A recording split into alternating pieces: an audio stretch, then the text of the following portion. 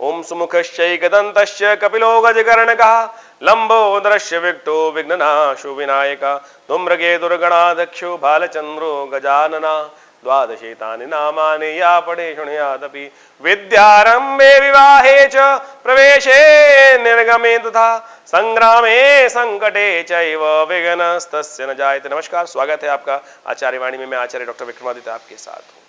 मिथुन राशि वालों के लिए कैसा रहेगा ये समय, जो अगस्त का ये भाग चल रहा है, अंतिम भाग, इसमें ग्रहों की गणना क्या कुछ करने जा रही है आपके लिए। देखिए मिथुन राशि वालों, आपके ग्रह के स्वामी, आपकी राशि के स्वामी जो हैं, आपके लग्न के स्वामी जो हैं, ये जो राशिफल उपस्थित करते हैं राशि के हिसाब से भी होता है और लग्न के हिसाब से भी होता है। तो ऐसे में क्योंकि ज्योतिष एक बड़ा वृहद विज्ञान है, ये समझना चाहिए केवल राशि के अनुसार से आपके जीवन में पद्धति नहीं चल सकती है। बहुत चीज समझनी चाहिए जन्मपत्री को देखते हुए कि कौन सी राशि आपके लिए कार्य कर रही है, लग्न राशि या जन्म राशि या सूर्य राशि। ये सब चीजों को निष्कर्ष करने के बाद ही समझा जाता है कि कहां से आपका प्रेडिक्शन किस प्रकार से बने, कौन सी कुंडली वशीभूत हो रही है आपके ऊपर, कौन सी कुंडली का प्रभाव उत्पन्न हो रहा है। तो इस बात को समझते हुए कार्य करना चाहिए। तो आपकी चाहे लग्न मिथुन है, चाहे राशि मिथुन है, तो इन सब के लिए ये कार्य जो ज्योतिष प्रेडिक्शन कर रहे हैं हम, वो आपके लिए हो सकता है। आप समझ लीजिए बुध आपकी राशि के स्वामी हैं और बुध राशि अगस्त के अंतिम भाग में वक्री होंगे पहले, फिर सूर्य की तरफ भागेंगे, सूर्य उनकी तरफ आएंगे, वो सूर्य की तरफ जाएंगे। जब 12 अंश के अंतर रह जाएगा तो वो अस्त भी हो जाएंगे। तो इसी दौरान वो अस्त भी होने वाले हैं। तो आप समझें, आपके सुख के भाव के स्वामी हैं, आपके लग्न के स्वामी हैं बुध, और जो चल रहे हैं वो आपके पराक्रम के भाव में चल रहे हैं, आपके पार्टनर के भाव में चल रहे हैं, आपके भाइयों के भाव में चल रहे हैं। ऐसे में बुध का अस्त हो जाना, बुध का क्षीण हो जाना बड़ा महत्वपूर्ण रहेगा आपके लिए। बहुत सोच समझकर आपको कार्य करने की आवश्यकता है। क्या कुछ प्रभाव उत्पन्न करेंगे वो सब आपको समझ लेना चाहिए। सिलसिलेवार समझ लीजिए कैसे उपाय करने हैं। सकल पदार्थ हैं जग माही, कर्महीन पुरुष पावत नाही। तो कर्म करके ही आप इन सब अशुभ प्रभावों को ठीक करने के रास्ते बन सकते हैं। तो आपको कर्म किस दिशा में करना है, क्या ग्रह आपके खेल रचने वाले हैं, वो आपको समझ लेना चाहिए। 21 अगस्त की पहले बात कर लेते हैं। सोमवार का अवसर है और पंचमी तिथि विद्यमान है। तुला में विशेष तौर पर चंद्रमा जाएंगे शाम को, सुबह सुबह कन्या राशि में रहेंगे। तो ऐसे में ग्रहों की गणना आपके लिए दिखाती है कि ये आपके लिए समय अनुकूल रहेगा। समय अनुकूल है, इसका लाभ आपको लेने का प्रयास करना चाहिए। ग्रहों गणना को देखते हुए आपके लिए आपको लाभ की स्थिति प्रशस्त हो सकती है। कन्या में मंगल के साथ चलते हुए आपकी हिम्मत, बाहुबल से बहुत सारे कार्य आप संपर्क कर सकते हैं। नए लोगों से संपर्क साधें, अच्छे लोगों से मिलें, बड़े लोगों से मिलें। छोटे लोग, छोटी बातें आपको परेशान कर सकती हैं, वो आपको नुकसान दे सकती हैं। जो ब्रॉड माइंडेड बड़े व्यक्ति हैं उनके साथ संपर्क साधने से आपको लाभ प्राप्त होने के योग दिखाई दे रहे हैं। तो इसका लाभ आपको लेने का प्रयास करना चाहिए। इस दिन नागपंचमी भी है और साथ साथ सावन का तीसरा सोमवार है। बड़ा सुंदर तिथि है। नागपंचमी का अर्थ भी समझ लीजिए और साथ साथ पंचचतुर्थ सोमवार जो है, तीसरा सोमवार जो है, वो तो वैसे ही बहुत सुंदर है। सावन के अंदर का सोमवार भगवान की स्तवन करने की बड़ी सुंदर तिथि होती। कहा जाता है जिसपे मनसा वाचा कर्मा तीनों रूप से भगवान के समर्पित करके थोड़ी देर भी यदि मन लग जाए ना, तो क्या होता है बड़े सुंदर तरीके से। इसलिए भारतीय संस्कृति में मूर्ति पूजा के अंदर सनातन पद्धति के अनुसार से कर्मकांड के सिद्धांत को विकसित किया गया है। ये सारे क्रियाकलाप जितने भी हैं मन को एकाग्र करने के लिए, भगवान को स्नान कराना, भगवान को वस्त्र पहनाना, भगवान पर पुष्प अर्पित करना, भगवान की आरती करना, विभिन्न रूप से भगवान का पूजन करना, चाहे वो भस्म के द्वारा भगवान का स्नान कराना, दूध के द्वारा भगवान का स्नान कराना। क्या होता है, मन से व्यक्ति उसके साथ संलिप्त हो जाता है और जब उसके साथ लग जाता है तो वो काल, यानी जैसे बच्चे को, हम छोटे बच्चे को अपने स्नान कराते हैं तो बड़ा प्रेम उमड़ता है, उसी प्रकार से भक्ति का भाव समर्पण होता है। तो यही सनातन की बड़ी सुंदरता है कि इसमें भक्ति रस जब है, कर्म का रस जो है वो जोड़ा जाता है। तो आप समझें, तो ये कर्म बड़े सुंदर तरीके से हमने आश्रम पे करने का व्यवस्था बनाई है। सावन के इस तीसरे सोमवार पर बड़ा विशाल रुद्राभिषेक रखा है। शाम में दूध के द्वारा, दही के द्वारा, शहद के द्वारा, जल के द्वारा, गंगा जल के द्वारा, भस्म के द्वारा, इच्छु रस के द्वारा, विजय के यानी भंग के द्वारा, ये सब तरीके से जितनी भी सामग्री उपस्थित हो सकती है हमारी सामर्थ्य से, उन सब की व्यवस्था करके रुद्राष्टध्यायी का पाठ करते हुए भगवान का ये सुंदर अभिषेक चल रहा है। आप भी इसमें सम्मिलित हों। आइए इस सुंदर तिथि पर पुण्य जागेंगे, भगवान की कृपा से कल्याण के मार्ग प्रशस्त होंगे। एक छोटा सा कर्म भी भगवान के प्रति कर लिया जाए ना, तो वो भी आपको बेड़ा पार करा देता है। तो हमने इस पुण्य तिथि पर बड़े सुंदर तरीके से रुद्राभिषेक रखा है। आप अपना स्थान आरक्षित कराएं और इसमें कर्म में आइए, भाग्य जागेगा, कल्याण होगा। एक बात और ध्यान रखें, नागपंचमी भी है उस दिन, पंचमी तिथि है तो नागपंचमी है। जिन कुंडलियों में काल सर्प योग है उसको भी ठीक करने का अवसर है। आमतौर पर भ्रांति हो गई है कि काल सर्प योग कुंडली में होता नहीं है। लोग कई बार फंस जाते हैं काल सर्प योग है। तो पहले सबसे पहले तो ये चेक कराएं कि काल सर्प योग है कि नहीं है, और जब हो तो उसको निवृत्ति के लिए कहीं लोग फंस जाते हैं कि भैया हम तो वहां जाके एक बार पिंड छुड़ाया है। अरे पिंड छुड़ने से कुछ नहीं होने वाला, फिर भी कष्ट क्यों है जीवन में। जैसे कुंडली में कोई योग है कि मुद्रम योग है तो है जीवन पर्यंत है, गज केसरी योग है तो है जीवन पर्यंत है, मांगलिक है तो जीवन पर्यंत है। ये थोड़ी है कि कभी हट गया कभी बच गया। फिर कष्ट क्यों आ रहे हैं जीवन में? अगर काल सर्प योग का निवृत्त हो चुका तो फिर जो उसके दोष हैं वो कैसे हो रहे हैं अब विशेष तौर पे, तो उन सबको भाव समझना चाहिए। हमने कई बार देखा है और हमने इसकी विधि निकाली है। तो इस नाग पंचमी के दिन काल सर्प योग को शांत करने के लिए शिव की उपासना सबसे श्रेष्ठ है। शिव के वामदेव स्वरूप का पूजन करते हुए, उनके मंत्र का जप करते हुए यदि ये कार्य कर लिया जाए तो कैसा भी काल सर्प योग शांत हो जाता है। और फिर 11 महीने तक काल सर्प योग शांति यंत्र को घर में स्थापना करें, फिर अगले सावन में फिर दोबारा पंचमी पे इसको पूजन करा के स्थापित कर लें, तब तो उपाय हुआ। तो आप भी अगर ये कुंडली में है तो उसको चेक करवा कर फिर उसका उपाय करें, कल्याण का मार्ग प्रशस्त होगा। तो हमारा तो यही सुझाव है, बाकी आप जो करना चाहें आप करेंगे तो कल्याण का मार्ग प्रशस्त होगा। तो इसके लिए ग्रहों की गणना क्या आती है वो हमने आपको बताई। 22 तारीख की यदि हम बात करें तो उस दिन मंगलवार का अवसर है, षष्ठी तिथि विद्यमान है और उस दिन ग्रहों का योगायोग आपके लिए ओवरऑल तो ठीक ही बना हुआ है, लेकिन वाणी का दोष लग सकता है, बुद्धि थोड़ी सी कुंठित हो सकती है। इस बात का ध्यान रखें। आपकी बुद्धि को यदि आप ठीक रूप से कर लेंगे तो बहुत बढ़िया से कल्याण का मार्ग प्रशस्त कर सकते हैं। बुद्धि को ठीक करने के लिए क्या किया जाए? देखिए उस दिन कल की भगवान की जयंती भी है, उस दिन भगवान विष्णु की उपासना करने का नियम है। तो कोशिश ये करें भगवान विष्णु को आप अपने बुद्धि वाले ठीक करने के लिए तुलसी दल अर्पित करें। भगवान का चरणामृत, तुलसी वाला चरणामृत है वो ग्रहण करें। देखिए कल्याण के योग बनेंगे, ग्रह भी आपके अनुकूल हो जाएंगे। और एक काम कर सकते हैं आप मंगलवार का दिन है, यदि अशांति चल रही हो घर में तो भगवान के हनुमान जी के मंदिर में जाकर उनको जलेबी का भोग लगाइए, कष्ट दूर होंगे। 23 तारीख की यदि गणना देखें तो उस दिन बुधवार का अवसर, सप्तमी तिथि है और शीतला सप्तमी के रूप में ग्रह दिखाई दे रहे हैं। देखिए आपकी राशि के अनुसार से समय आपके अनुकूल चल रहा है, थोड़ा सा आपको अपने आप को ऑर्गेनाइज करने की जरूरत है। कन्या पूजन, छोटी कन्याओं के निमित्त थोड़ा पूजन करने का प्रयास करें। छोटी कन्याएं, गरीब लोग जहाँ पर रहते हो, जो जरूरतमंद लोग हों, उनके निमित्त थोड़ा सा हलवा, थोड़ा सा खीर, थोड़े वस्त्र इत्यादि अर्पित करने का प्रयास करें। कन्या पूजन करें, आशीर्वाद मिलेगा। शुक्र आपका जो योग बना रहा है, वक्र की स्थिति में बैठा हुआ है, वो आपके लिए कल्याण का मार्ग प्रशस्त कर सकता है। इस छोटे से उपाय को करने का प्रयास करें। शीतला माता के, भगवती दुर्गा के मंदिर में जाकर झाड़ू का दान करना भी ये बड़ा श्रेष्ठ उपाय है। इसके द्वारा ग्रहों का और लाभ, आपका समय अनुकूल है, इसका लाभ आप ले सकते हैं। इस वक्त शनि महाराज आपके भाग्य में चल रहे हैं, वक्र स्थिति में है, थोड़ा सा भाग्य इनडायरेक्ट वे में हेल्प करने की तैयार है। तो ये उपाय करिए, कल्याण का योग बनेगा, इससे आपके ग्रह प्रशस्त होंगे। वहीं 24 तारीख की यदि हम बात करें तो उस दिन बृहस्पतिवार का अवसर है, अष्टमी तिथि है। उस दिन चंद्रमा सूर्य उदय से पहले पहले परिवर्तन की तरफ चले जाएंगे और ये आपके लिए थोड़ा अशुभ योग बनेगा। स्वास्थ्य के मामले में ध्यान रखने की जरूरत है। चंद्रमा वृश्चिक राशि में जाकर छठे भाव में बैठते हैं तो स्वास्थ्य के निमित्त कष्ट होने के योग देते हैं। तो ऐसे में स्वास्थ्य का विशेष तौर पर ध्यान रखते हुए कार्य करें। मौसम बदल रहा है, आपको ऐसे में ज्वर इत्यादि की समस्याएं हो सकती हैं, ध्यान रखते हुए कार्य करें।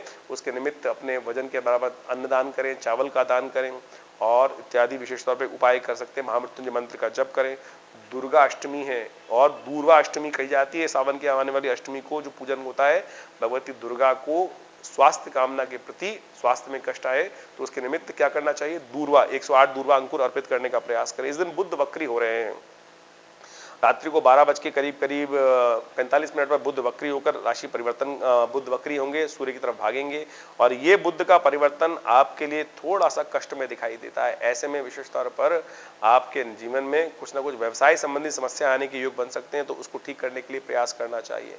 भगवत दुर्गा जी पर 108 दुर्वा अंकुर अर्पित करें, ये सबसे श्रेष्ठ उपाय है, इससे कल्याण के योग बनेंगे। इस दिन भद्रा विद्यमान है दोपहर को 3:27 तक, तो कोशिश करें सुबह सूर्योदय से लेकर 3:27 तक नए कार्यों को करने से बचें। नए कॉन्सेप्ट, नए विचारों पर बातचीत, नए कार्य करने से बचना चाहिए, अन्यथा दोष लग सकता है।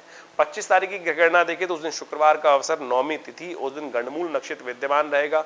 25 और 26 तारीख को 2 दिन गंडमूल नक्षत्र है। जो बच्चे जातक जन्म ले रहे हैं आपके परिवार में, घर में, तो उनकी मूल शांति अवश्य कराएगा, अन्यथा कष्ट होने के योग दिखाई देते हैं। ग्रह थोड़े से भारी चल रहे हैं, स्वास्थ्य का ध्यान रखें और अपने साथ काम करने वाले लोगों का ध्यान रखें। कोई भी कभी भी धोखा दे सकता है, इस बात का आपको ध्यान रखना चाहिए। धन के संबंध में ग्रहों की गणना दिखाती है कि खर्चे ज्यादा होने के योग दिखाई देते हैं, तो धन पर, जेब पर भी थोड़ी नजर बना के रखना चाहिए। धन कोष कहीं रिक्त ना हो, ऐसा ध्यान रखते हुए कार्य करने का प्रयास करना चाहिए। उपाय क्या किया जाए? ऐसे में सबसे श्रेष्ठ उपाय जो हमें दिखाई देता है वो है गौ सेवा। गौ के निमित्त हरी घास इत्यादि, ज्वार इत्यादि, आप ये सब चीजें उनको खिला के आइए, गौ सेवा करें, कल्याण के योग बनेंगे। आश्रम पर, विवेकानंद योगाश्रम में हमने एक गौशाला का निर्माण भी कर रखा है। गौ के निमित्त जो आप दान पुण्य कर सकते हैं वो भी उसमें सहयोग लिया जाता है, आप उसके निमित्त कार्य कर सकते हैं। 26 तारीख के लिए ग्रहों की गणना विशेष तौर पर समझ लीजिए। शनिवार का अवसर है, उस दिन दशमी तिथि है और ग्रहों का परिवर्तन का योग बन रहा है और ये परिवर्तन आपके अनुकूल रहता दिखाई दे रहा है। धन आगमन की सूचना सुबह सुबह आपको प्राप्त हो सकती है, लाभ की सूचना आपको मिल सकती है, पूरे ग्रह आपके लिए आश्वस्तता दिखाई दे रहे हैं। लेकिन बुध जो है वो कष्ट दे सकता है, बुध वक्री हो गए हैं, ऐसे में आपके लोग जो दे रहे हैं वो कहीं ना कहीं धोखा दे सकते हैं, तो उन पर थोड़ा सा अंकुश टाइट करने की जरूरत है, उसके निमित्त उपाय करने की जरूरत है। शनिवार का अवसर है, ऐसे में क्या उपाय किया जाए वो भी हम आपको बता देते हैं। ऐसे में उपाय जो शनिवार के लिए सबसे श्रेष्ठ है, क्योंकि आपके शनि महाराज भाग्य में कहीं ना कहीं धोखा दे रहे हैं, बुध वहीं ग्रसित हैं और मंगल जो है वो भी षडाष्टक योग बना रहे हैं। तो एक काम करें, शनि को अनुकूल करें। ऐसे में सबसे श्रेष्ठ उपाय ये रहेगा कि गंगा जल में थोड़े तिल डालकर भगवान शंकर का अभिषेक करें, थोड़े से शमी के पत्ते लेकर भगवान शंकर पर अर्पित करें। ये सारे के सारे जो कष्ट आपके निवारण करने के योग बनाएंगे, इन सबको लाभ ले सकते हैं। वहीं 27 तारीख की ग्रह गणना देखें तो उस दिन रविवार का अवसर है, एकादशी तिथि है, पुत्रदा एकादशी के रूप में सावन की शुक्ल पक्ष की एकादशी मानी जाती है और उस दिन भद्रा भी विद्यमान है। देखिए सुबह 10:55 से भद्रा रहेगी, रात के 9 बजे तक चलेगी भद्रा। तो ऐसे में नए कार्यों को करना बचना चाहिए। मुहूर्त भी है, सर्वार्थ सिद्ध योग कई लोग बता देंगे आपको, लेकिन सर्वार्थ सिद्ध योग के साथ साथ भद्रा विद्यमान है तो ये मुहूर्त निस्तेज हो जाएगा। ऐसे में नया कार्य आरंभ करना, नई चीज लेना, नए कष्ट लेना, ये सब कहीं ना कहीं नुकसान देने वाले होंगे। तो इस बात का ध्यान रखते हुए बहुत सारी चीजें होती हैं। कोई लोग हैं, कई लोग मानते नहीं है इस बात को। एक हमारे मिलने वाले थे, कुछ ले ली, नई गाड़ी ली भद्रा काल के अंदर और फिर वो गाड़ी, सही चलती हुई गाड़ी 2 साल बाद कहीं ना कहीं रुक गई और उसमें कष्ट होने के योग बने। तो इस बात का ध्यान रखते हुए कार्य करना चाहिए। आज नहीं कष्ट होगा, लंबे टाइम बाद भद्रा काल में जो कार्य किए जाते हैं कहीं ना कहीं कष्ट देने के योग बनाते हैं। तो इस बात का ध्यान रखते हुए कार्य करें तो अनुकूल रहेगा, समय अनुकूल करने का आपको प्रयास करना चाहिए। वहीं 28 तारीख यदि हम बात करें तो सोमवार का अवसर है, उस दिन द्वादशी तिथि है और साथ साथ सूर्य, उसके बाद ही त्रयोदशी का आगमन हो जाएगा तो प्रदोष का योग बन जाएगा, सोम प्रदोष। इस संसार में जो मुहूर्त है ना बड़ा शुभ होता है। मुहूर्त शुभ में यदि कार्य कर लिया जाए तो समस्त प्रकार के कष्टों का निवारण करने का योग बनता है। सोम प्रदोष मनोकामना सिद्धि के लिए बड़ा अद्भुत माना जाता है और सावन के महीने में सोम प्रदोष पढ़ना बड़ा ही शुभ माना जाता है। सावन तो हर बार आता है, सोमवार सावन में आएगा ही आएगा, 4 सोमवार तो पड़ेंगे पड़ेंगे सावन में, लेकिन सोम प्रदोष बड़े विरले होते हैं। मनोकामना सिद्धि का सोम प्रदोष सावन के महीने में ऐसा अकाट्य मुहूर्त है कि अपनी मनोकामना सिद्धि के लिए अपने जो कष्ट हैं, जो हमारे द्वारा अनचाहे कर्म हो गए हैं, जो पाप कर्म हो गए हैं, उनका ढेर जो हमारे जीवन में पड़ा रहता है, जो कष्ट को योग देता है, उसको कैसे समाप्त किया जाए। दोष को समाप्त करने का काल, दोष रहित काल, दोषों को समर्पित करने का भगवान शंकर आशीर्वाद देते हैं तो दोष जो है वो जल जाते हैं, समाप्त हो जाते हैं उनके एक आशीर्वाद मात्र से। उनको समाप्त करने का ये तिथि मानी जाती है। तो सावन के महीने में बड़ा सुंदर योग पड़ रहा है और केवल 2 घड़ी के लिए योग बनता है। ये पुण्य जो पूरा दिन प्रदोष के माना जाता है, लेकिन 2 घड़ी के लिए 48 मिनट के लिए काल बनता है। इस बार सावन के सोमवार पर बड़ा सुंदर योग बन रहा है, शाम को सूर्यास्त के बाद से लेकर 48 मिनट। हमने विवेकानंद योगाश्रम में इस मुहूर्त के अवसर पर बड़ा सुंदर रुद्राभिषेक भगवान का रखा है। आप सब उसमें सम्मिलित हो सकते हैं, उसमें भाग ले सकते हैं। यदि दूर रहते हैं तो अपने नाम से ब्राह्मणों के द्वारा रुद्राभिषेक कर सकते हैं। भगवान के रुद्राष्टाध्यायी का रुद्र यजुर्वेद संहिता का पाठ रहेगा। गणानान्त्वा गणपति गुंगवा महे प्रियाणान्त्वा, उससे लेकर पूरा शांति अध्याय तक सुंदर पाठ चलेगा। भगवान का अभिषेक होगा जल से, दूध से, दही से, शहद से, मट्ठे से, इच्छुरस से, भंग से, विभिन्न भस्म आरती रूप से, अनेक प्रकार से जितने भी हमारी सामर्थ्य हो सकती है उन सब के द्वारा भगवान के बड़े विशाल शिवलिंग पर, जो बड़े सुंदर तरीके से आचार्य श्री केशवदेव जी के महाराज के सानिध्य में रहकर प्रतिष्ठित किया गया था। और जैसा सौराष्ट्र का बड़ा विशाल शिवलिंग है भगवान शंकर का, उसी प्रकार से बड़ा विशाल शिवलिंग दिल्ली में विवेकानंद योगाश्रम में स्थित है। आइए उस यज्ञ में, रुद्रा अष्टाध्यायी के इस अभिषेकात्मक यज्ञ में आप सब भाग लें, कल्याण के अवसर बनेंगे। तो ऐसा अवसर बड़ा मुश्किल से मिलता है। फोन नंबर सामने स्क्रीन पर चल रहे हैं, आप अपना स्थान आरक्षित करने के लिए फोन पर संपर्क साध सकते हैं। देखिए चंद्रमा ग्रहों की गणना देखें तो आपके लिए थोड़ी सी भारी दिखाई देती है, बंधन के योग दिखाई देते हैं। आप कहीं अपने मनो मस्तिष्क को थोड़ा बंधा बंधा महसूस कर सकते हैं। स्वतंत्रता चाहेंगे लेकिन वो क्या होगा, कार्य का भार ऐसा होगा कि वो स्वतंत्रता परेशान कर सकती है। भाग्य उल्टी चाल चल रहा है, ऐसे में क्या उपाय किया जाए बताया ना। भगवान शंकर का अभिषेक करिए, तिल से भगवान का अभिषेक करिए, कुशोदक से भगवान का अभिषेक कीजिए, सब कष्ट निवारण करने के योग बनेंगे। तो इस तिथि इसमें सुंदर तरीके से लाभ ले सकते हैं। 29 तारीख यदि हम बात करें तो उस दिन मंगलवार का अवसर है, त्रयोदशी तिथि है, उदय तिथि के रूप में विद्यमान है। उसके बाद चतुर्दशी का आगमन हो जाएगा। इस दिन हयग्रीव जयंती है, भगवान विष्णु का पूजन। भगवान विष्णु के एक अवतार हुए हयग्रीव, उनकी जयंती है।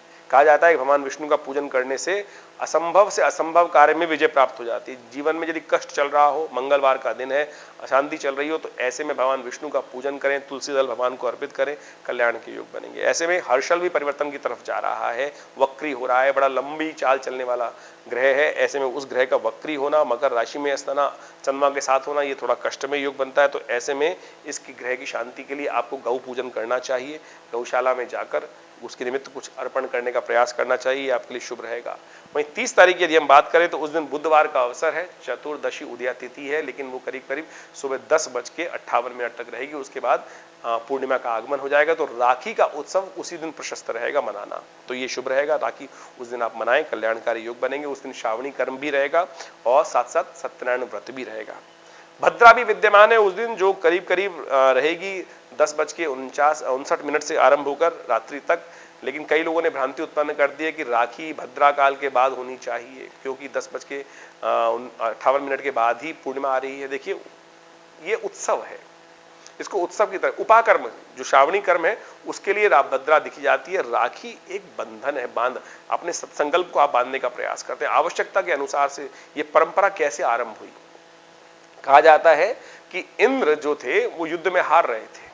इंद्र युद्ध में हार रहे थे और उन्होंने लगातार विजय नहीं मिल रही थी। तो ऐसे में इंद्राणी ने, शुचि ने अपना संकल्प लेकर भगवान का ध्यान कर कर अपने रक्षा, अपने साधना से उस रक्षा सूत्र को, विजय सूत्र को रावण इंद्र को बांध दिया और उसके प्रताप से उनको विजय प्राप्त हुई। यानी आवश्यकता के अनुसार। अब उसमें आप मुहूर्त का इंतजार करने बैठ जाए, ये तो बंधन है।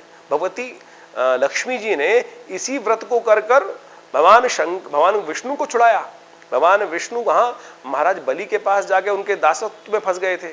वहां दासत्व, उनके द्वारपाल बन गए थे, वो छोड़ नहीं रहे थे उनको। भक्त भगवान के साथ इस प्रकार का संबंध बन गया था कि भक्त से के प्रेम के कारण से भगवान द्वारपाल की वहां चाकरी कर रहे थे राजा बलि के यहाँ। तो भगवती जाती हैं और उस राजा बलि को रक्षा सूत्र बांधती हैं, बहन का सूत्र बांधती हैं, और वो प्रसन्न होकर कहते हैं, बहन तुम्हारे लिए क्या करूं? तो कहते हैं, भगवान को छुड़ा लाई। जेन बद्धो बलि राजा दानवेंद्र मावला तेन त्वामी पति बदनामी रक्षे माचल माचल। तो उस दिन से ये मंत्र बन गया। तो इसको उत्सव की तरह रहने दें। बहुत सारे लोग भ्रांति उत्पन्न कर देते हैं कि इतने काल, इतने उत्सव उदया तिथि के रूप में विद्यमान है। तो आप कोशिश ये करें, इस दिन राखी बड़े सुंदर तरीके से मना सकते हैं। हाँ, जो जनेऊ उपाकर्म है उसके लिए भद्रा काल देखना परम आवश्यक है, जो 10:59 से आरंभ होगा। तो इसी भद्रा उससे भद्रा से पहले उपाकर्म इत्यादि करने का प्रयास करें। ग्रहगण आपके लिए अनुकूल होने जा रहे हैं। 10:22 के बाद चंद्रमा का जो परिवर्तन होगा वो आपके अनुकूल रहेगा। भाग्य से विशेष तौर पर लाभ के योग बनाएगा। धर्मरत आप रह सकते हैं, धर्मपरायण रह सकते हैं। धर्म के अनुसार से आपको अच्छे कर्म करने से लाभ प्राप्ति के योग बनेंगे। कन्या पूजन करना आपके लिए बड़ा शुभ रहेगा। इस तिथि के अंदर सत्यनारायण व्रत करें, भगवान का पूजन करें, कल्याण के योग बनेंगे। वहीं 31 तारीख की यदि हम बात करें तो उस दिन बृहस्पतिवार का अवसर है। उदया तिथि पूर्णिमा के रूप में विद्यमान है, लेकिन एक मुहूर्त से कम है, इसलिए राखी इत्यादि मुख्य पर्व पिछले दिन, उपाकर्म इत्यादि पिछली तिथि को कर लिए गए हैं। लेकिन गायत्री जयंती, गायत्री का प्रादुर्भाव दिवस, संस्कृत का प्रादुर्भाव दिवस, अमरनाथ जी का दर्शन, ये सब उस दिन मनाया जाएगा, बड़ा सुंदर रहेगा। उस दिन बुध अस्त हो रहे हैं, ये आपके लिए बहुत विचारणीय विषय है मिथुन राशि वालों। बुध का अस्त होना विशेष तौर पे ये बड़ा कष्टमय रहेगा, क्योंकि बुध का अस्त होना आपके लिए थोड़ा सा परेशानी उत्पन्न कर सकता है। बुध जो आपके विशेष तौर पर, क्योंकि लग्नेश है और आपके चतुर्थेश सुख के भाव हैं, ऐसे में बुध का अस्त होना आने वाले टाइम में आपको कष्ट देने के योग बनाएगा। तो जब तक बुध अस्त रहेगा थोड़ा सा परेशानी होने के योग बन सकते हैं। ऐसे बुध का उपाय करना बहुत जरूरी है। क्या उपाय किया जाए? देखिए, पूर्णिमा है, भगवान सावन का अंतिम दिवस है। ऐसे में भगवान शंकर का आप अभिषेक करें विजया के रस से, भगवान का को दूर्वा अर्पित करें, भगवान को बिलपत्र अर्पित करें। ये सारे उपाय हैं, इनको कर कर आप लगातार उपाय करेंगे तो ठीक रहेगा। हम अब अलग से एक वीडियो बनाने वाले हैं जो बुध के अस्त होने पर क्या प्रभाव आपके जीवन में उत्पन्न होगा, उसको आप देखकर समझ सकते हैं और इस कष्ट को दूर करने के लिए, क्योंकि आपकी राशि के अनुसार से बुध का खेल बड़ा विचित्र है। तो ये सारे उपाय हमने आपको बताए हैं, इन सबको समझकर आप कार्य करने का प्रयास करें। ये आश्रम आपका संस्था विवेकानंद योगाश्रम आचार्य केशव देव जी के द्वारा बनाई गई संस्था, और आज जिसको आजकल हम देख रहे हैं आपके लिए है। दिल्ली में बहुत बड़ा आश्रम है, हॉस्पिटल है योग प्राकृतिक चिकित्सा का, उसमें आप जुड़ सकते हैं। हमारे यहाँ नित्य 8 घंटे यज्ञ होता है। माँ भगवती का एक बहुत विशाल शिव विग्रह है जो 1947 में मुल्तान से 300-400 साल पुराना शिव विग्रह, बड़ा प्राचीन शिव विग्रह, सिद्ध शिव विग्रह है। उनके दर्शन कर लेने मात्र से, उनकी आकृति देख लेने मात्र से आपके कष्टों का निवारण हो जाता है। वो पूर्वाभास दे देती है मूर्ति कि क्या कुछ होने वाला है, कैसा आपके लिए आने वाला समय अनुकूल है या प्रतिकूल है, वो सब आप समझ सकते हैं। ऐसी चमत्कारी मूर्ति है। और आज भी आश्रम में यज्ञ होते हैं, बहुत 8 घंटे करीब नित्य यज्ञ चलता है। रविवार को आप उस यज्ञ में स्वयं भी भाग ले सकते हैं। आइए विवेकानंद योगाश्रम में जुड़े, आश्रम से लाभ होगा। धन्यवाद।